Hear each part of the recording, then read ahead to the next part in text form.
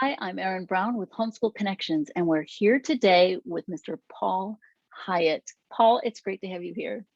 Thank you for having me, Erin. Absolutely. And today we're going to talk about the courses that you teach with Homeschool Connections. And so let's jump right in and talk about those. Tell me the types of courses that you teach. So I have a degree in the social sciences, so I have taught a lot of different social studies courses as a public school teacher. For Homeschool Connections, this coming fall, I'll be teaching a basic American government course that'll give students everything that they need to know about how their government works so that when they turn 18 and they get that right to vote, as is the birthright of every American citizen, they'll be able to go into the polling booth and make good decisions with their lives and whatnot. And then the Western Political Thought course is like my favorite course to teach.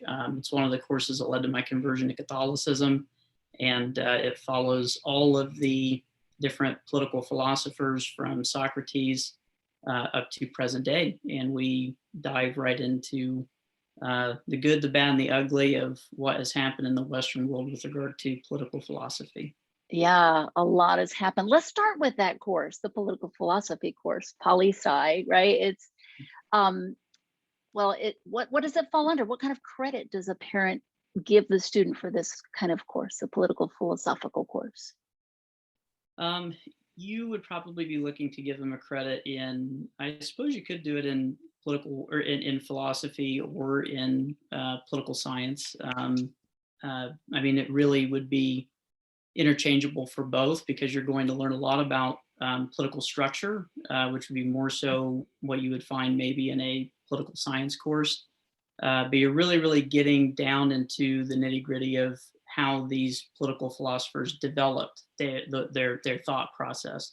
So it goes very deep into, well, I mean, like one of the very first things that we'll talk about is the development of the Western concept by Socrates, which is a very fascinating thing to discover, and the theory of form, Plato. I was just going to say, who are the big names? Yeah, I heard Socrates. I hear Plato. Yep. The big names that everybody, every student really should know about, right?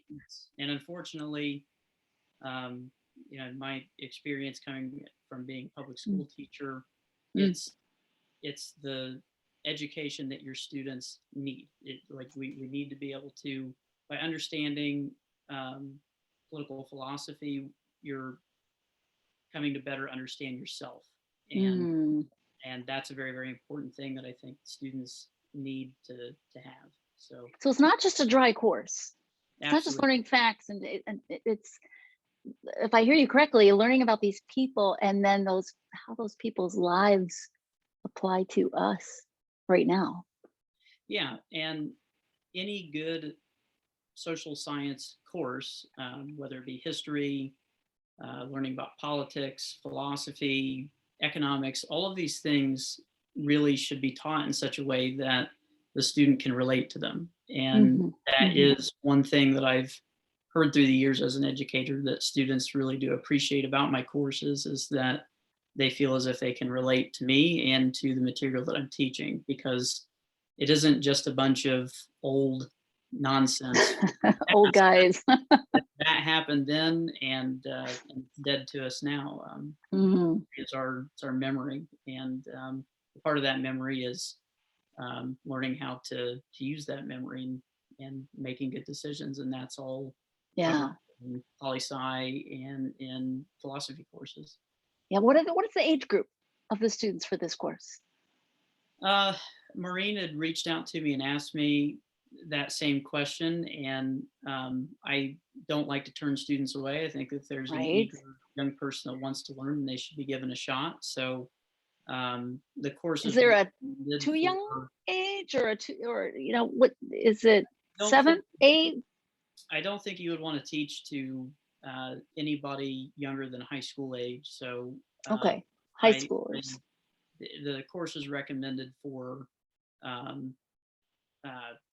sophomores, juniors, seniors. But if there were motivated freshmen out there, they might be able to handle the course. So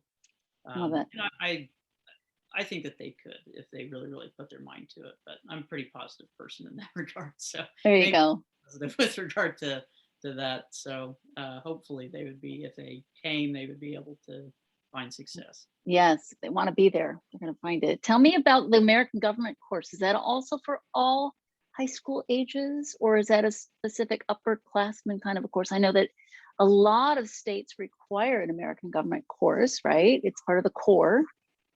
Yeah, I mean, from my standpoint, really, we should be teaching kids about their government from the moment that they Hmm. enter into Yeah, education, because you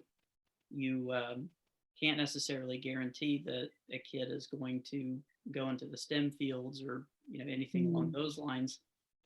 We give them a ton of um, education in mathematics and science, but again, coming from a public school background, some schools will only offer to their students maybe 9 weeks of a government course, and they take it as a gotcha. junior in high school, and they don't necessarily care anymore. So, my Right. opinion is that kids should be learning about these things as soon as humanly possible. So, because of that, again, Walter and Maureen asked me, what age should this be? And I said, probably juniors and seniors. But again, But I'm not going to turn a student away if they are interested in that course and they have the yes, intention to take it. Then I'm going to do everything that I can to ensure their success. awesome. And it meets all the requirements of an American government course, right? Everything that a student needs to put on that transcript, right? Yep. Which is really important. All right. And then you have more courses coming too. We have, again, poli-sci and history. And tell me a little bit more about what's coming. And those of you watching this on recording, these courses will be, after being taught live, will be in recording. So you'll be able to have live courses and recorded courses to choose from. So tell me what's coming. What's ahead? The political science course that I'm going to teach is just called political science, and it will be a much more in-depth American government course. It'll be very similar to an AP government course. Ah, We yes. just we get down into a lot of the things you wouldn't be able to go into as much detail with. It's much more rigorous. It would be more so for a student that has a definitive interest uh, in maybe studying political science someday. Um, Gotcha. and it is, we're able to get into things that you just wouldn't be able to get into the depth in a regular government course. Right. Unfortunately, as much as I love the material, not everybody would necessarily want that, but some people really, really want to know as much as they can about the structure and the makeup of government. Yeah. And And colleges really like the AP designation, the advanced placement designation, right? They really like that upper level. Again, if your student's going into a more hefty college program, they'll like to see that poli-sci course on the transcript. yeah, definitely.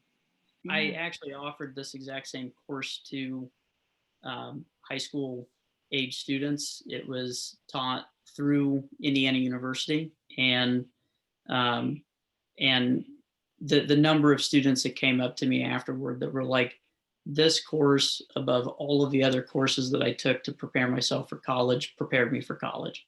So It's I awesome. I'm very, very happy to be teaching that material.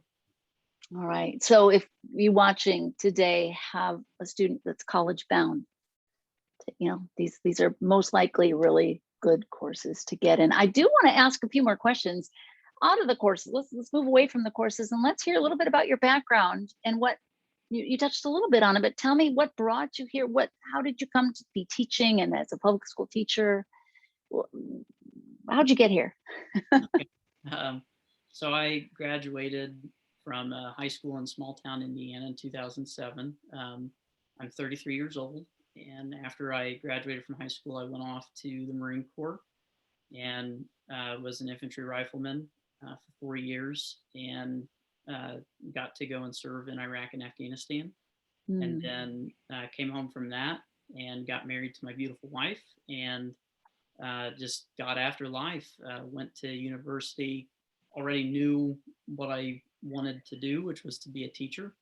So I decided to become a social studies teacher and got a degree from Ball State University and began teaching at Jay County High School in, again, small town Indiana, and taught there for 5 years.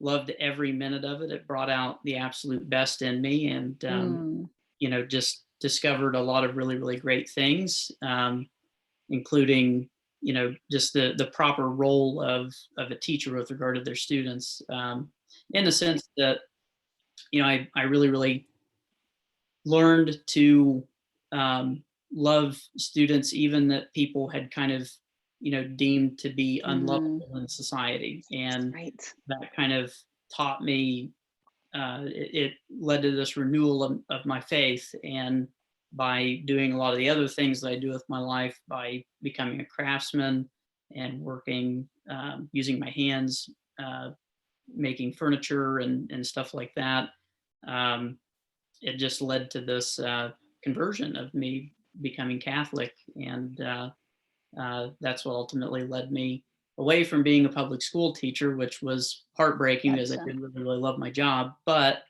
led me here, which is, I hopefully going to be not only good, but better. That's right.